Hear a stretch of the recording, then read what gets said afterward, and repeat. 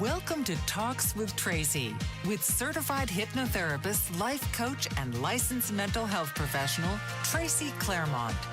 Tracy will share her healing journey and explore the many meaningful alternative healing methods in our world today that will support you in doing your own deepest emotional healing. So please welcome the host of Talks with Tracy, Tracy Claremont. Let the suffering end and the healing begin.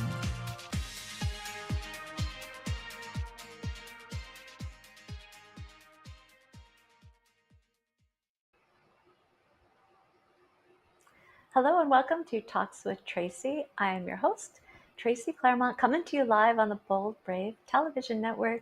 Thank you all so much for joining me today. I appreciate every single one of you who takes the time to listen. And of course, thank you to Bold Brave Television Network for having me, giving me this beautiful opportunity. So today I want to talk about the absolute importance of being our authentic selves, and how life experiences, particularly early childhood experiences, so often cause us to suppress our authentic selves, prevent us from living in a way that is true to ourselves. And, this can create serious problems as we move into our adulthood or throughout our childhood into our adulthood, going through our lives. So I want to talk about that today. What happens when we're not allowed to be our authentic selves? Again, when our authentic selves, our true selves, is suppressed in our experiences, and we adapt to having our authentic selves suppressed. We adapt by learning to repress, like stuff down, our true selves, our true feelings, our true needs. And then that often leads into our adult life, where we allow people to oppress us. So suppression, repression, oppression, all of that. It's like a big vicious cycle that causes emotional pain within our being, so much so that it can manifest itself in serious and chronic physical illnesses. It can also manifest itself in behavior patterns that aren't true to ourselves, that we don't want to have. It can manifest itself in so many ways. It's really important to have awareness around. Now, I'm so excited to talk about this today because I kind of had an epiphany when I was researching for this show. Now, I am someone who has always preached the importance of attachment relationships. Um, and attachment relationships certainly play into our ability to be our authentic selves, and I'll talk about that later on. Um, I always view these things as separate things, though. Attachment relationships or attachment needs, and authenticity needs. Now, attachment relationships are super important as far as emotional health and well-being goes. In fact, attachment is something that is imperative for all humans because we are communal beings. Attachment happens in the first 5 years of life, and it's basically the relationships that we develop with our primary caretakers in our early childhood. Starting from day one, I would argue starting before birth, starting in utero, these relationships begin. It's the emotional bond that's created literally for the sake of our survival. So I often describe attachment as the foundation upon which we then build our lives.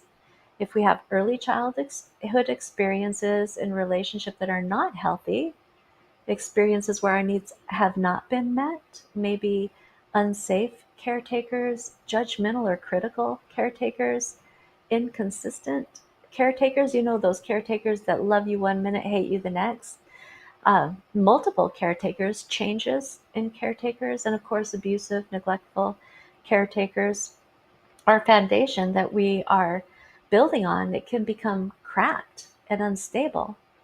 And this is the primary theory that I actually operate from when doing mental health therapy. I've done that for years, for 30 plus years. I'm an attachment theory based mental health therapist.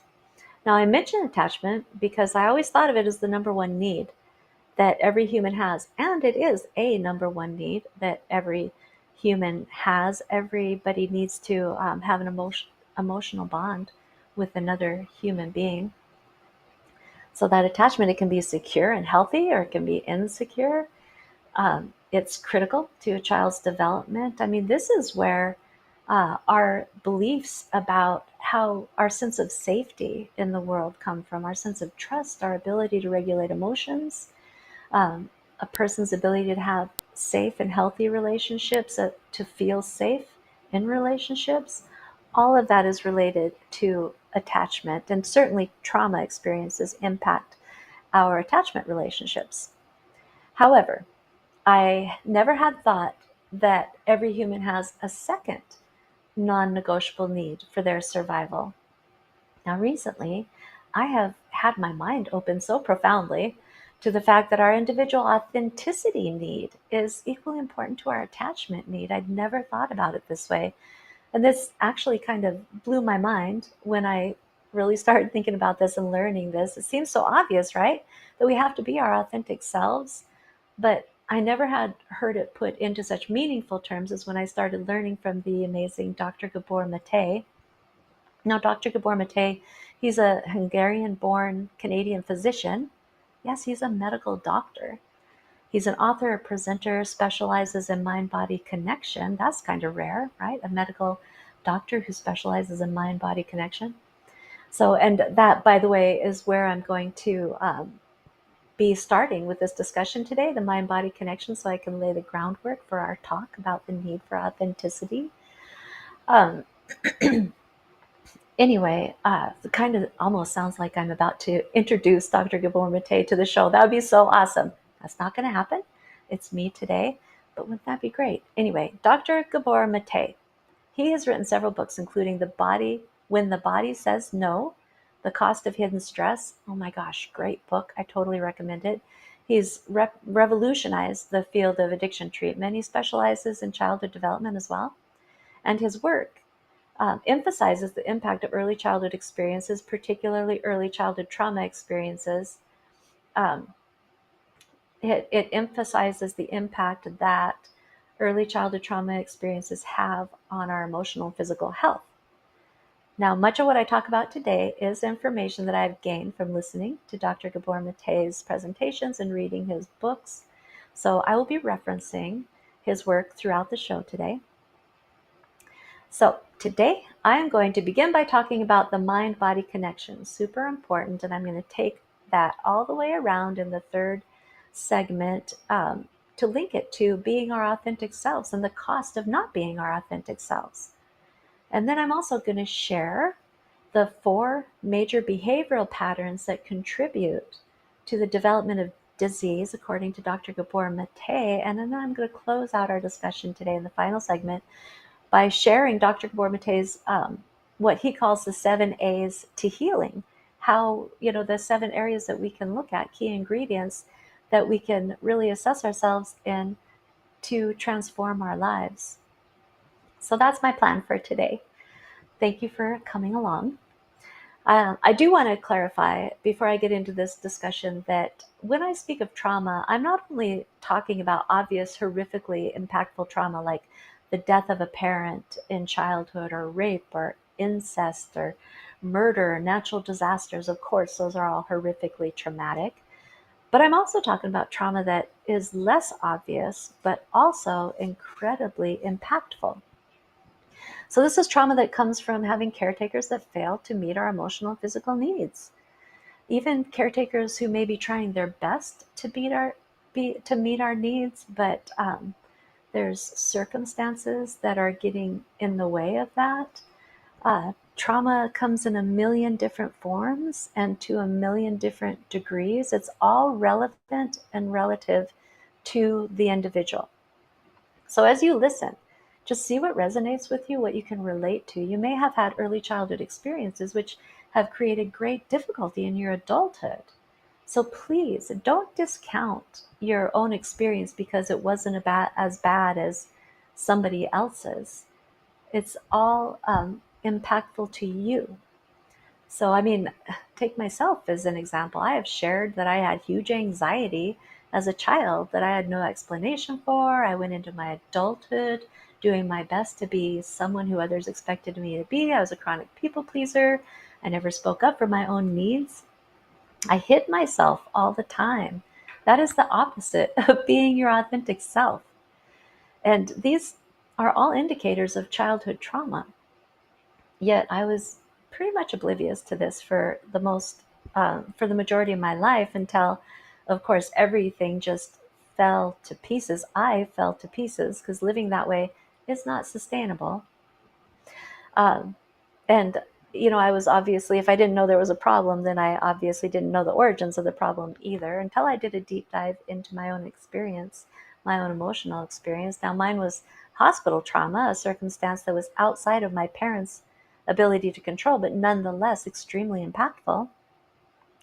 These were deep-seated issues that I struggled to recognize and overcome, and also issues that I discounted because, I thought, well, my life hasn't been that bad. It's definitely not as bad as some other people's that I see in therapy and whatnot. So please do not do that to yourselves. Do not do what I did to myself, to yourself.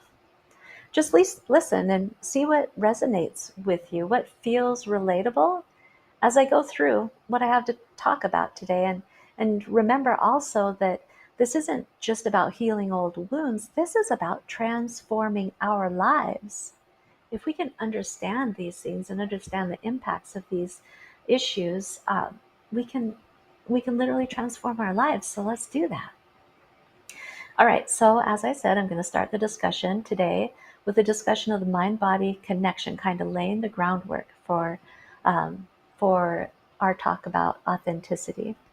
So one of the first things that I loved about Dr. Mattei is that he confirmed and validated my own experience with Western medicine. So he describes how he was programmed, and he did use the word programmed, in his training as a Western medical physician to see illness as being separate from health. How can that be? Illness being separate from health? It just seems so confusing to me, but it does make sense. It fits with my experience with Western medicine. It really revolves around prescribing medications and offering invasive interventions like surgery or injecting you with something. Now, he says that Western medicine teaches a physician to view an illness as a physical event that is to be treated with no consideration for a person's life experience or a person's environment, thus separating mind from body and person from environment. That just seems kind of crazy to me. But maybe it seems unbelievably backwards to me because I'm a mental health therapist with different kind of training. I'm a holistic healing practitioner who, of course, views things from a holistic perspective. So separating mind from body and person from environment, it just seems completely ludicrous to me.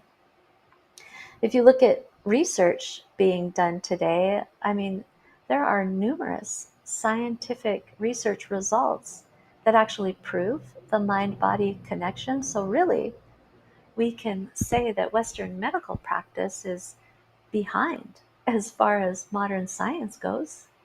Dr. Mattei says that modern scientific research findings don't seem to impact the way that Western medical practices are done. And I totally agree with that. So I don't know, maybe that'll change in the future. I know in listening to my dear friend Susie Wu, she has a perspective that is going to change in the future. She, in fact, says that there's so many nurses and doctors out there who are um, doing certain procedures that don't bring about health and well-being, that there's an actual shift that's happening in our world. And she's going to be on next week, so I'm going to ask her about this. But there's a shift happening in our world that is moving us towards real, meaningful healing instead of, placing band-aids on things. So maybe that will change in the future as we become more awakened and aware. I hope so. And as we get back to what the ancients understood, right? What my tribal ancestors knew so well, that we are all connected, that all things are connected, that we are all part of the natural world, and that we can't exist within a vacuum. Not even one part of us can exist on its own. So it looks like it's already time to take a commercial break.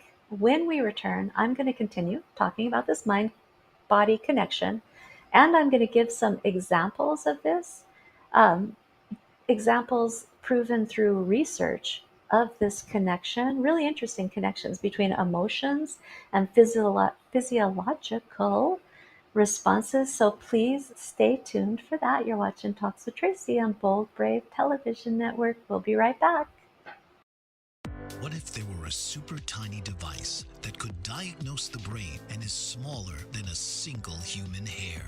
What if you could see inside the brain to help an epilepsy patient during surgery or to help the fight against Parkinson's disease?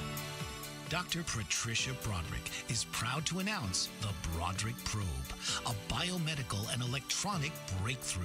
Imagine a probe to help with the understanding and potential cure of brain-related diseases. To learn more, listen live to the Easy Sense radio show with host Dr. Broderick, Wednesdays at 8 p.m. Eastern on the Bold Brave TV network. And to help support the Broderick Foundation, please go to easysense.com and learn how, with your help, we can fight these horrific brain disorders. That's easysense.com to learn more and help support the Broderick Foundation. Author, radio show host, and coach John M. Hawkins reveals strategies to help gain perspective, build confidence, find clarity, achieve goals. John M. Hawkins' new book, Coached to Greatness: Unlock Your Full Potential with Limitless Growth, published by iUniverse. Hawkins reveals strategies to help readers accomplish more. He believes the book can coach them to greatness. Hawkins says that the best athletes get to the top of their sport with the help of coaches, mentors, and others. He shares guidance that helps readers reflect on what motivates them, rediscover and assess their core values, philosophies, and competencies, find settings that allow them to be the most productive, and track their progress towards accomplishing goals. Listen to John Hawkins' My Strategy, Saturdays, 1 p.m. Eastern on the BBM Global Network and TuneIn Radio. Welcome back to Talks with Tracy, coming to you live on Bold Brave Television Network. Thank you for joining me once again. So before the break, I was talking about how ludicrous the thought of separating mind from body and person from environment seems to me. However, this is done in Western medical practices all the time today. Now, by way of my training as a mental health therapist, we do what we call biopsychosocial assessments all the time, with bio being when we gather information about physical health, and psycho being information concerning a person's feelings and thoughts and experiences, and social, of course, being consideration for a person's relationships, their environment, their culture. Now, this is all done for the purpose of providing personalized treatment, treatment that's relevant and impactful for people. So I also like to include the spiritual aspect to assessments that I do. Now, it's a holistic way of looking at an individual. Again, ancient people, they had this all figured out. How did we get so far away from this in our Western world? I blame industrialization, but I'm sure it's many things. So certainly my ancestors, I am Native American, I'm Bitterroot Salish. My ancestors and other Native American tribal people had this all figured out. I'm sure many of you have heard of the medicine wheel. The medicine wheel is a symbolic representation of interconnectedness. It's a beautiful thing: physical, mental, emotional, spiritual aspects of ourselves. And even the colors represent things, represent stages of life and challenges and opportunities. And then, of course, it's a wheel. It's circular, which represents the cycles of life, life, death, rebirth. It's a symbolic representation of holistic health that is used for healing purposes today. So if we were to separate these parts out and look at them individually, we wouldn't be able to understand really what's happening to a person or to ourselves, because one influences the other, and we'd only have a partial understanding, or we'd have a biased understanding, a lopsided understanding of what's going on with somebody else, or even what's going on in our own personal healing process. So our ancestors knew this. Our ancestors from all different cultures, not just mine. This holistic interconnectedness is found in spiritual and religious practices and beliefs across the world, but it's not found in Western medical practice. So now Dr. Matei, he gives really interesting examples of how our relationships and environments influence our physical health. He references studies that have shown a clear connection between children who have asthma and children who have parents who are stressed. Now, studies show there's a clear connection between parental stress and childhood asthma. Now, I just want to take a moment to say nothing that I'm going to talk about today is meant to blame anyone for anything. I'm not saying that children with asthma have crappy parents. I am not saying that. Let's just take any kind of parental guilt right out of this picture. In fact, any guilt at all, like any guilt related to, oh, I shouldn't have done that in my life, or oh, I created this by doing this in my life. Just take all the guilt out of there. It is so unhelpful. It is unhealthy and unuseful. So we're just gonna have compassion for ourselves and really look at what is going on with ourselves. So what is the connection between parental stress and the lung functioning of children? Let's jump back into attachment for a moment. Our children depend on us for our survival. This is the instinctual, non-negotiable attachment need. Now, for this reason, our children for whom we are the primary caretakers are completely in tune to us. Our kids can read us like a book. They can know what kind of mood we're in before we even really know ourselves what kind of mood we're in. In fact, until they reach a certain age, they don't cognitively make a distinction between themselves and their primary caretaker. And this is why they feel the same feelings that we feel. And this is why they have reactions to our emotions. This is an emotional attachment to a caretaker. So I know a mom who has a toddler, and the toddler has type 1 diabetes. So the toddler has a sensor that monitors blood sugar, just like I have on my own arm. I have type 1 diabetes. So when this mom who does not have diabetes is overwhelmed and anxious, her daughter's blood sugar goes up. And so her daughter's body reacts to her mother's stress as though it's her own stress. And any kind of stress on the body can cause blood sugar to rise. Don't I know it? Again, not to say that this is a bad mom. That's not what I'm saying at all. I'm just saying there's a direct connection. Not only a direct connection between that mother's own mind and body, stress and raised blood sugar, but a direct connection between that mom and her child's mind and body. So Dr. Gabor Mate, he describes the connection between parental stress and childhood asthma in the following way. He describes that when we humans are threatened or stressed, our bodies will release adrenaline, which increases our heart rate, sends more oxygen to our brain and muscles, making our muscles stronger so we can fight or we can escape. Our bodies will also release cortisol, which elevates our blood sugar so that you have more energy for the fight or flight response. That is all the result of stress. Well, there's our answer to why a child's blood sugar rises when their mother feels stressed, because they're experiencing that fight or flight as though it's their own. Mom's body is going through fight or flight, and then the child's body is reacting. So how is asthma treated? It's treated with inhalers and possibly injections of 2 medications, one that opens up airways and one that suppresses inflammation. The medication that opens up airways is a copy of adrenaline, and the other that suppresses inflammation is cortisol. Asthma is treated with 2 stress hormones. Now, mind you, I'm not a medical doctor. This is all what I learned from Dr. Mate. So when parents are stressed, their children are stressed. When a child is stressed, their adrenal glands are working overtime, releasing cortisol and adrenaline at higher than normal and higher than healthy quantities, which results in their adrenal system being exhausted, becoming exhausted. Now, when this happens, their lung functioning becomes compromised, and now they have to be treated with extra stress hormones to keep their lungs open and uninflamed. See, that's kind of that Western medicine thing. Apply medications, do injections to fix things rather than looking at the stress level of the parent. Anyway, it's all connected. Now, no judgment. We all know what it feels like to be stressed. We all have conscious mind stress, like, oh my gosh, I'm late getting to the daycare to pick up my child. Um, I overslept. Those are all conscious mind stresses. We also have subconscious mind stresses that are based on, false beliefs about ourselves and that we're less aware of. So again, no judgment. This is just life experience. So if you're stressed, your adrenal and cortisol levels are going to be higher in order to help you survive. This is not a bad thing in the short term. In fact, it's positive. It's an adaptation that's positive.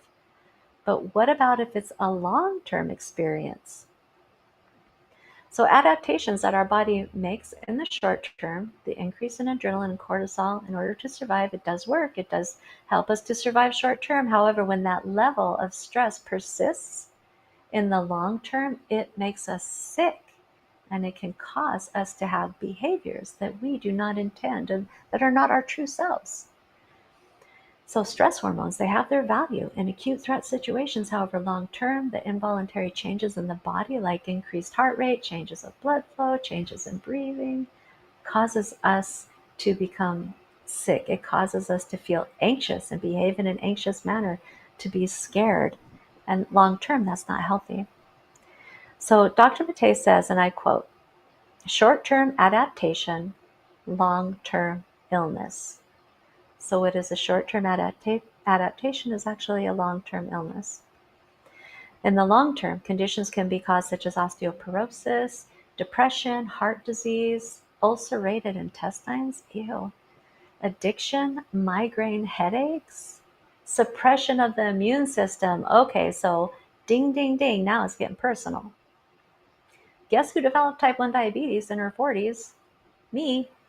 My immune system was so severely compromised by long-term stress, long-term fight or flight, that it not only became dysfunctional, it actually turned on itself and attacked.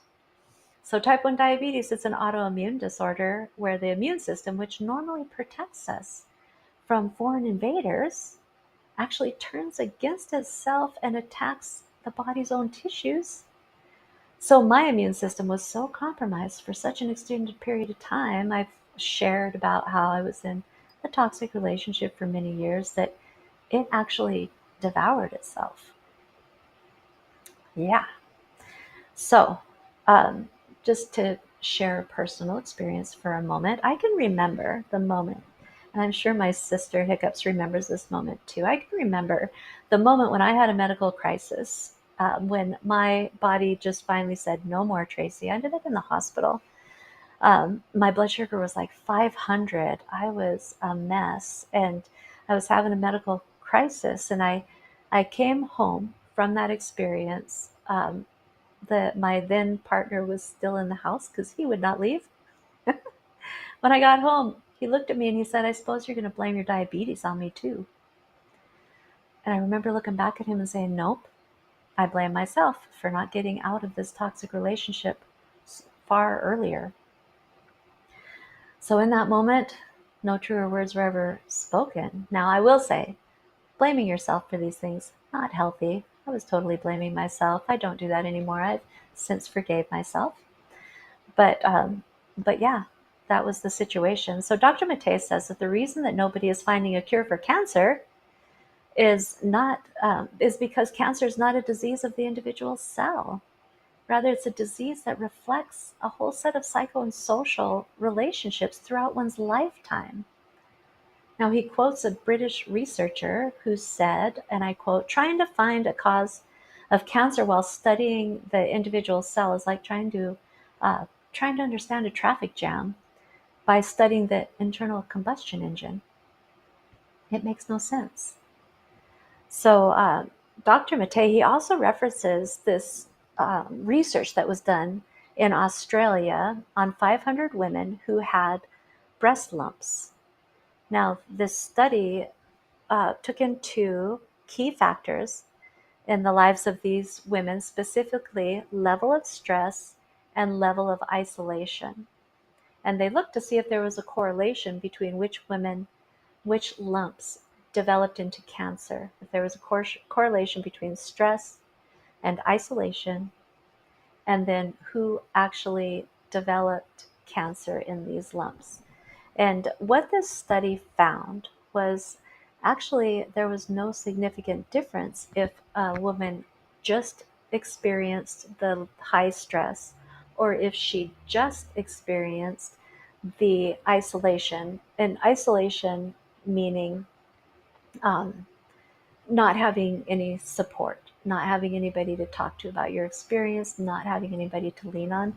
That was their definition of isolation in this study. So there was no correlation between a woman having one or the other. However, if you put these experiences together and you had high stress along with isolation, the chances or the progression of this into a cancerous cell formation was 9 times more likely than if not.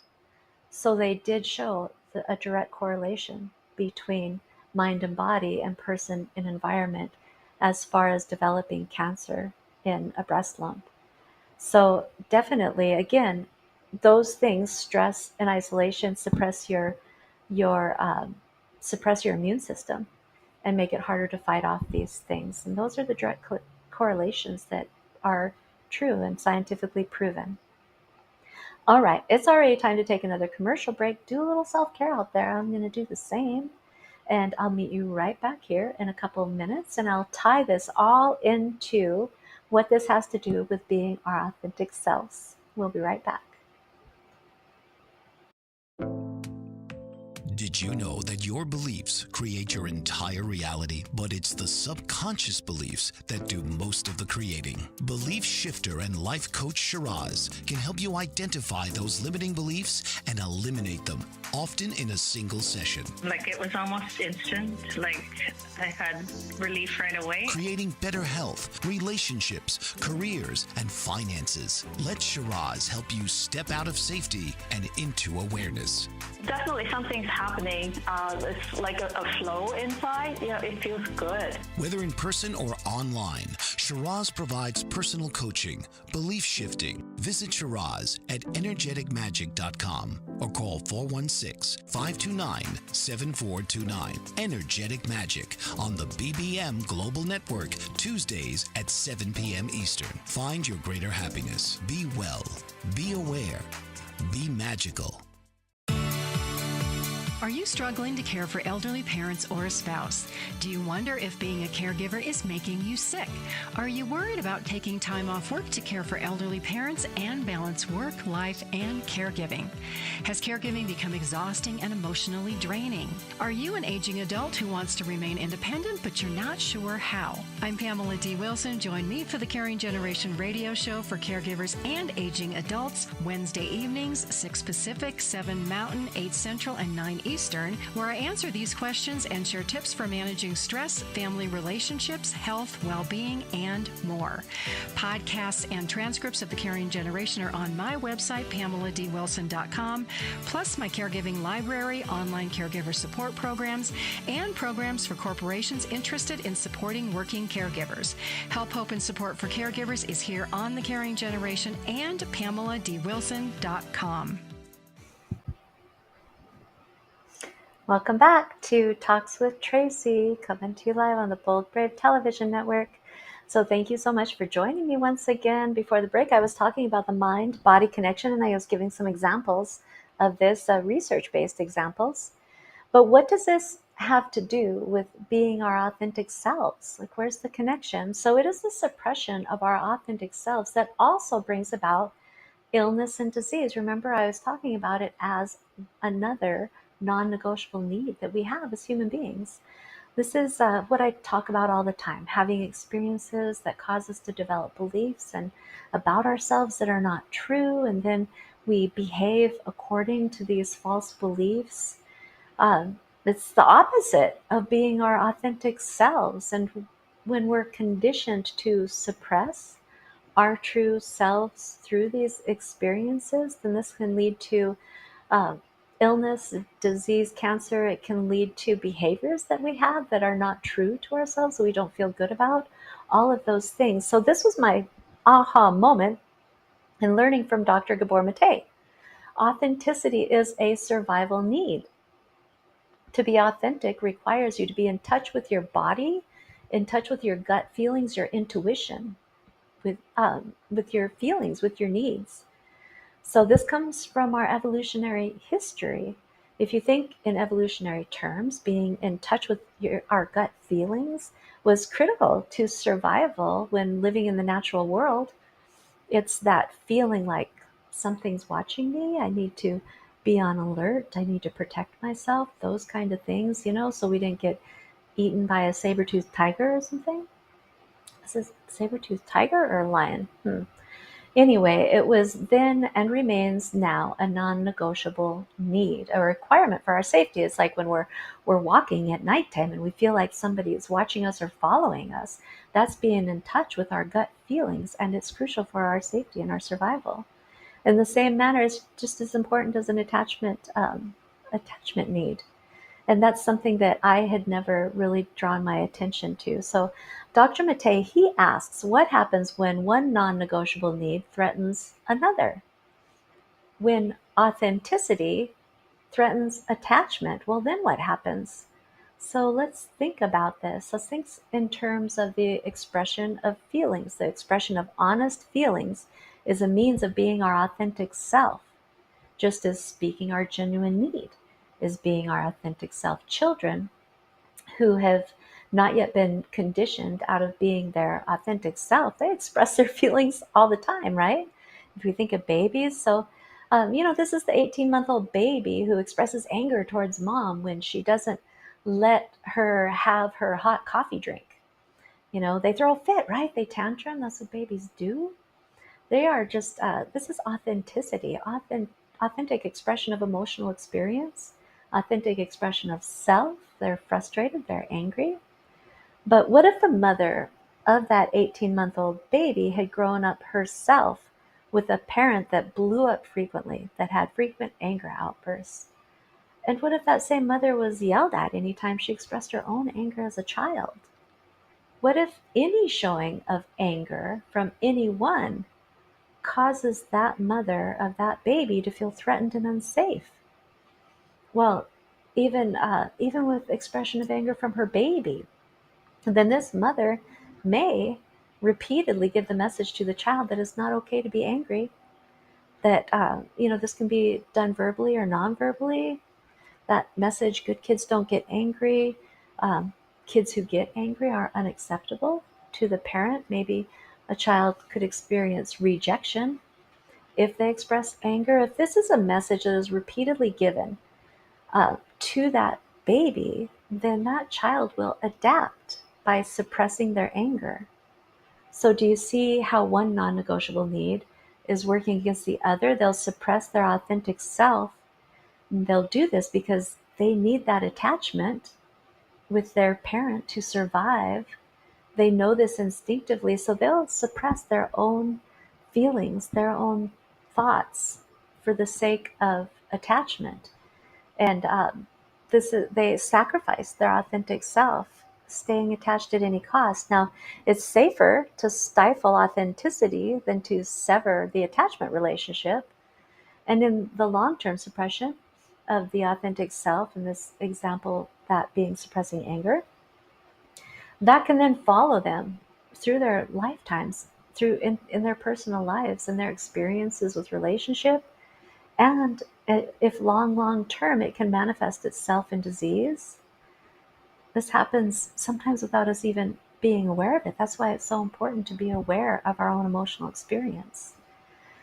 So now Dr. Mate, he has a name for this. He calls it please love me syndrome, which says love me at any cost. Now, we all know people who behave in relationship in that way. Maybe it's you, maybe it's me. Well, it's not me anymore. It used to be me, though, so no judgment. That desperation to stay in relationship. So again, let's think for a moment about a child who's been sexually molested. oh my goodness, just think of the feelings that they have to suppress. Most often there are threats involved to keep a child quiet. Very often a child is told, I'm going to kill your dog if you tell, or I'm going to kill your parents, or um, your brother, or I'm going to, or they're made to feel ashamed, like they're somehow responsible, like they wanted that kind of sexual interaction. These are all ways that sex offenders keep kids quiet, so they can continue the abuse. I mean, the beliefs that a child develops about themselves, they are tragic. It takes so much work to shift and change. So, what are these children suppressing? They're suppressing fear, anger, shame, sometimes for their entire life, that just suppressing their authenticity, their authentic need. It's much like the breast lump example that I gave in the last segment. So the factors that they looked at was high stress and isolation. Well, what happens in child sexual abuse? Certainly high stress and isolation, because you are threatened if you tell your secret. So those two things together, it's like the perfect formula for disease in the long term. All right, so can we be held responsible for behaviors, beliefs, patterns that we're unaware of? Uh, can we be blamed for them? Well, again, I'm not about blame, and maybe I was a little harsh with myself when I said I blame myself for not getting out of this toxic relationship sooner. It could be. I used to be a lot more critical of myself than I am now. I have much more compassion for myself. And maybe I was even a little off track when I was blaming that toxic relationship for the development of my diabetes. I mean, yes, it contributed. I really believe it was the straw that broke the camel's back. But let's think about this. Looking back on my own early childhood experience, was my authenticity suppressed? Now, I've shared before that I was born with a hip defect that led to multiple surgeries, multiple lengthy stays in hospitals between the ages of 1 and 3 years old. I realize now that all of that was extremely traumatic. I didn't always have that awareness, but I have that now. Now, again, my mom was not allowed to stay in the hospital with me. Back then, parents weren't allowed to spend the night with their children. I'm so glad that's different now. But every night I would cry and cry and cry when my mom had to leave. And once she left, I was cared for by multiple nurses, um, who they were on shift, right? They were workers. They weren't nurturing mothers. They weren't attachment figures. And I'm certain that they didn't have time to stay and just hold me and meet my emotional needs. In fact, I know that they weren't able to do that because I visited that scene through hypnosis, and I saw uh, how it was, and I saw how terrifying it was. I witnessed it when my mom had to leave me. So I know that my emotional needs were not met in that situation. So what did I have to do in this situation? What did I have to do to survive? I had to suppress my authenticity. I had to swallow my fears, so to speak, to survive in that situation. Suppress my fear, my frustration, my anger, my sadness repeatedly and in the long term. And what this did was it caused me to develop adaptations to survive in that moment. Now, I know now that this was the very beginning of a lifetime of doing the same thing, suppressing my authenticity. My authenticity was repeatedly suppressed in my early childhood, which then caused me to continue to repress my authenticity, meaning pushing down my thoughts and feelings in my childhood and into my adulthood.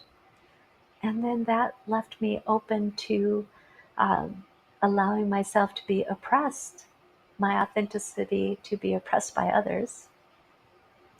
All just a big vicious cycle. Just I'm putting the pieces of my life together as we speak right in front of you. All of which manifested itself in the form of disease later in life, specifically type 1 diabetes. All right, so I will just give you one more example of how this hospital trauma experience played itself out in my own parenting of my own children.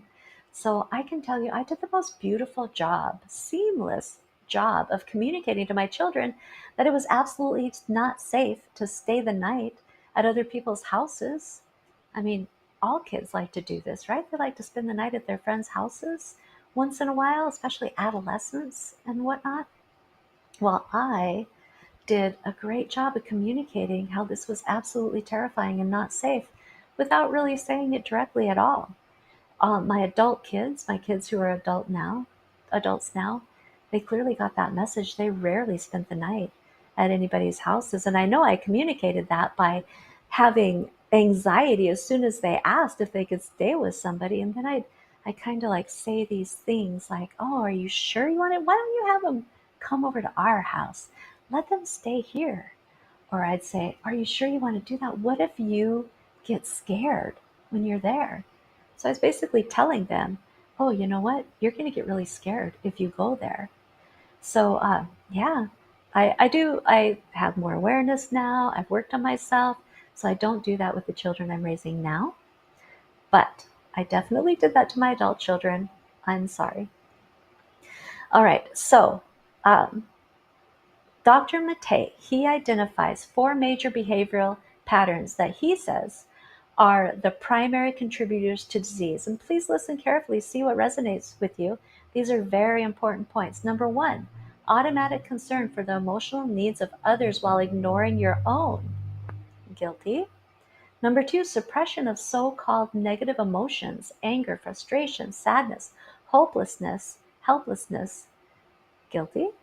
Number 3, compulsive and rigid identification with duty, role, and responsibility rather than taking into account your own authentic feelings and needs. The workaholic comes to mind. Sacrificing yourself for the good of your family comes to mind. Guilty. Bullet number 4 is belief that you're responsible for how other people feel and that you must never disappoint anybody. This is where never being able to say no comes in to others.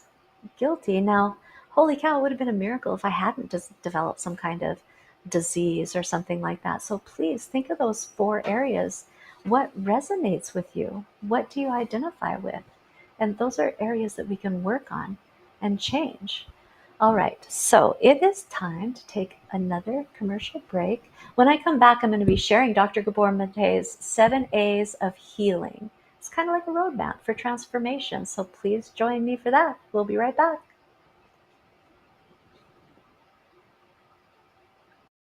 What if there were a super tiny device that could diagnose the brain and is smaller than a single human hair? What if you could see inside the brain to help an epilepsy patient during surgery or to help the fight against Parkinson's disease? Dr. Patricia Broderick is proud to announce the Broderick Probe, a biomedical and electronic breakthrough. Imagine a probe to help with the understanding and potential cure of brain-related diseases. To learn more, listen live to the Easy Sense radio show with host Dr. Broderick, Wednesdays at 8 p.m. Eastern on the Bold Brave TV network. And to help support the Broderick Foundation, please go to easysense.com and learn how, with your help, we can fight these horrific brain disorders. That's easysense.com to learn more and help support the Broderick Foundation. Author, radio show host, and coach John M. Hawkins reveals strategies to help gain perspective, build confidence, find clarity, achieve goals. John M. Hawkins' new book, Coached to Greatness, Unlock Your Full Potential with Limitless Growth, published by iUniverse. Hawkins reveals strategies to help readers accomplish more. He believes the book can coach them to greatness. Hawkins says that the best athletes get to the top of their sport with the help of coaches, mentors, and others. He shares guidance that helps readers reflect on what motivates them, rediscover and assess their core values, philosophies, and competencies, find settings that allow them to be the most productive, and track their progress towards accomplishing goals. Listen to John Hawkins' My Strategy, Saturdays, 1 p.m. Eastern on the BBM Global Network and TuneIn Radio.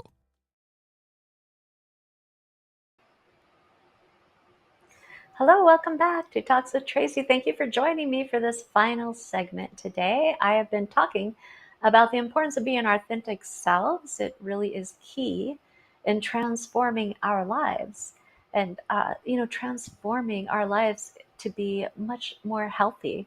Our mental and physical health, our behavioral health, all of that much more healthy. And, we all get conditioned right out of being our authentic selves through our adverse life experiences. I mean, who hasn't experienced adversity? And these are things that largely stem from our childhood experiences. I mean, uh, they could also come from adult experiences, but largely these are things that happen in our childhood.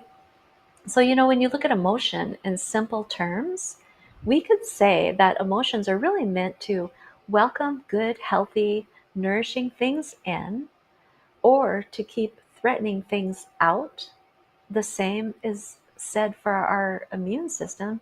It's the same for our immune system. They do the same thing. Emotions do what our immune system does. So Dr. Mate points out that because of this unity, that they do the same thing, when you suppress one, then you suppress the other. And that's why repression of things like healthy anger, healthy emotion, repression being pushing that down, not expressing, really becomes such a significant risk factor for disease because the immune system is also suppressed.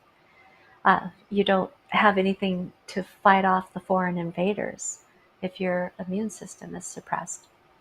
So he goes on to say that anger that is not expressed in a healthy way can turn against you and manifest itself in the form of depression. So this is just like what happened with my diabetes, right? My immune system was suppressed and it turned on itself and it attacked itself. Well, not expressing anger in a healthy way can do act the same way and cause depression. So depression, it's an adaptation.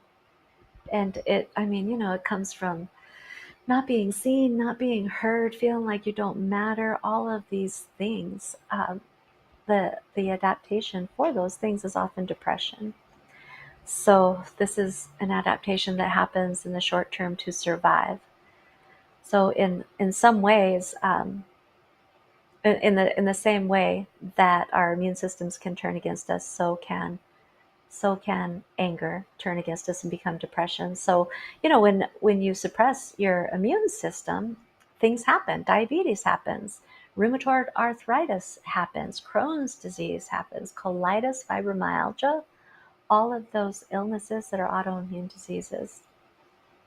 So I would actually argue that this is all great news, because if it was true that disease, cancer, illness, behavioral issues, all of those things come as a result of our past experiences, and there's nothing we can do about it because it is a result of those past experiences, well, that would be not good, because we can't go into our past and change anything. The past is the past. We can't go back.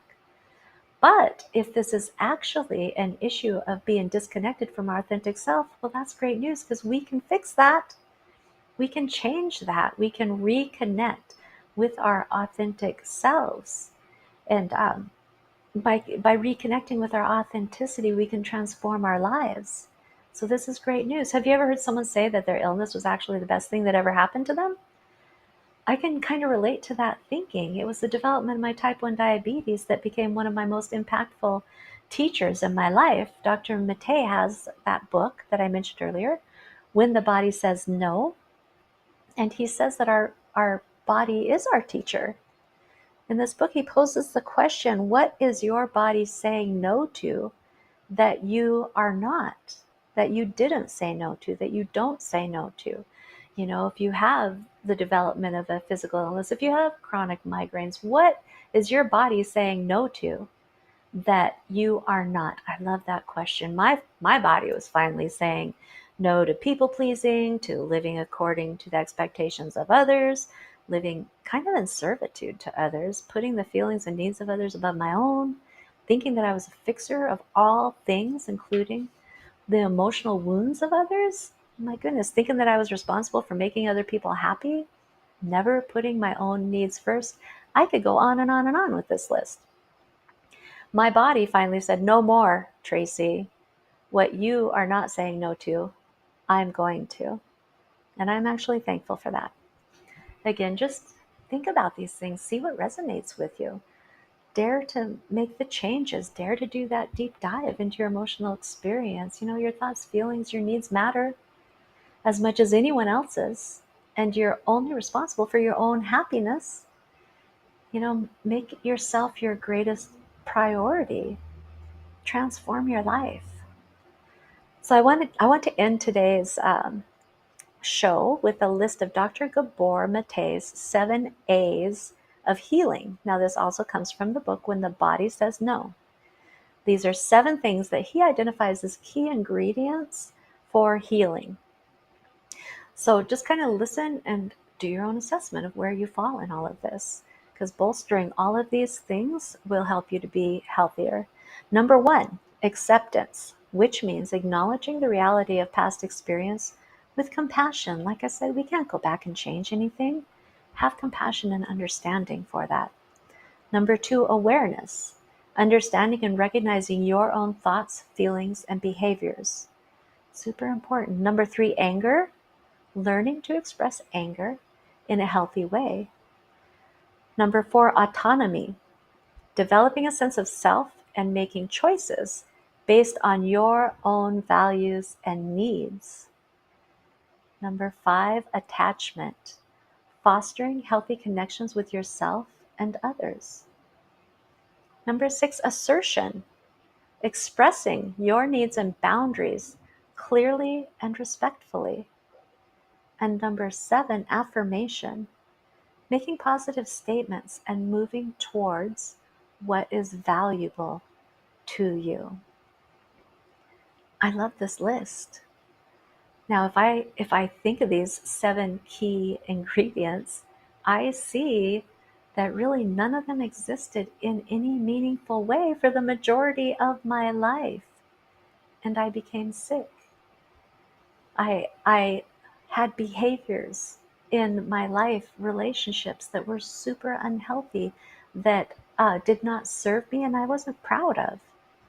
So good news is that by way of my own personal healing, they actually all exist in my life today. Now, again, I'm a work in progress. I have work to do on myself. I'm always evolving, and I love that. But all of these things exist in my life today. So each of these key ingredients will move us closer to being our authentic selves. So ask yourself, where are you at with these key ingredients? What is still available for your own healing on this journey to transform your life? Just think about those things. All right, so it's already time to go. Thank you so much for listening today. I know that was a lot to take in. I appreciate everybody for listening, and I send love your way.